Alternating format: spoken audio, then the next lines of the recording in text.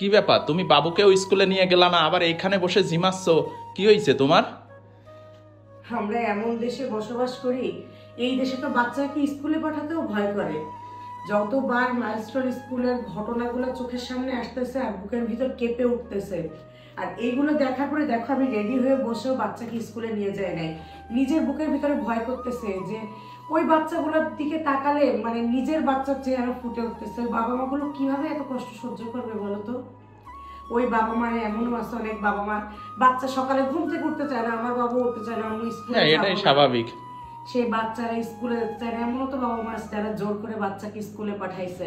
আমার তো মনে হয় ম্যাক্সিমাম বাচ্চাই অত সকালে উঠে স্কুলে যাইতে চায় না, জোর করেই পাঠায়। খুঁজেও পাচ্ছে না বাবা মা। বাবা মার আহাজারি দেখে বুক ফেটে যাচ্ছে। এই কষ্ট আসলে মেনে নেওয়া যায় না। আমরা আসলে কোন দেশে বসবাস করি বলতো? এই যে প্রশিক্ষণপ্রাপ্ত বিমান স্কুলের ওই এরিয়াতে চালানোর কি দরকার ছিল বলতো? অন্য কোনো ফাঁকা জায়গা ছিল না?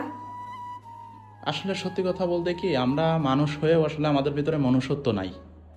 ঠিক আছে, মানে সত্যি কথা বলতে কি, মানে আমি যখনই এই বাচ্চাদের মানে ফেসবুকে যখনই আমি এই ছবিগুলো দেখতেছি, সত্যি কথা বলতে আমার নিজের বাচ্চার মুখটা আমার ভেসে উঠতেছে প্রতিদিন একটা সকালে। বাচ্চা পুরো পোড়া শরীর নিয়ে কিভাবে দৌড়াচ্ছে, তার বাবা মাকে খুঁজতেছে, মানে দেখলে গায়ে কাঁটা দিচ্ছে। মানে এগুলো চোখে দেখা যায় না। সারা রাত আমি ঘুমাতে পারিনি এগুলো দেখার পরে। তুমি দেখছো কিনা জানি না, মানে একটা অভিভাবক এসে বা তার বাচ্চা পাচ্ছে না, তাই আল্লাহর কাছে নামাজ পড়তে বসে গেছে মাঠে।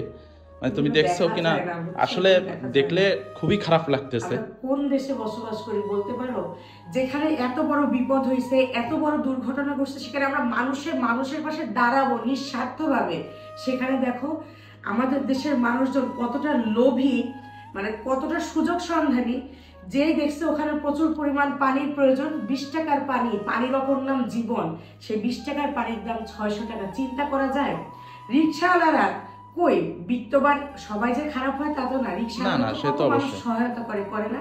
সেই রিক্সাওয়ালারা সুযোগের সন্ধান নিয়ে রিক্সা ভাড়া 4 গুণ বাড়ায় দিছে। চিন্তা করা যায়, যেখানে আমরা মানুষ, আমরা মানব জাতি, আমরা মানুষের পাশে নিঃস্বার্থভাবে দাঁড়াবো, সেখানে আমরা সেটা না করে সুযোগ সন্ধানী হয়ে যেখান থেকে যা লুটে পুটে খাওয়া যায় তাই করতেছি। মানে কোন দেশে বসবাস করি ভাবলেও লজ্জা হয় যে আমরা এমন দেশের নাগরিক। আমরা আসলে কি বলবো, মানে আমাদের দেশের মানুষের চিন্তা ভাবনা ওরকম হয়ে গেছে যে আমরা সুযোগ পাইলেই লুটেপুটি খাওয়া শুরু করব। মানে লজ্জা হয়, এমন দেশের নাগরিক হয়ে লজ্জা হয়। মানে তুমি যে বললা না যে স্কুলে কেন নিয়ে যায় না, সত্যি মন থেকে বলতেছি। আমার বাচ্চাকে আমার আর লেখাপড়ায় শিখাতে ইচ্ছা করতেছে না। আমার রীতিমতো ভয় করতেছে স্কুলে পাঠাতে। মানে আমি আমার বাচ্চা কোন নিরাপত্তায় আমি আমার বাচ্চাকে স্কুলে পাঠাবো বলতে পারো?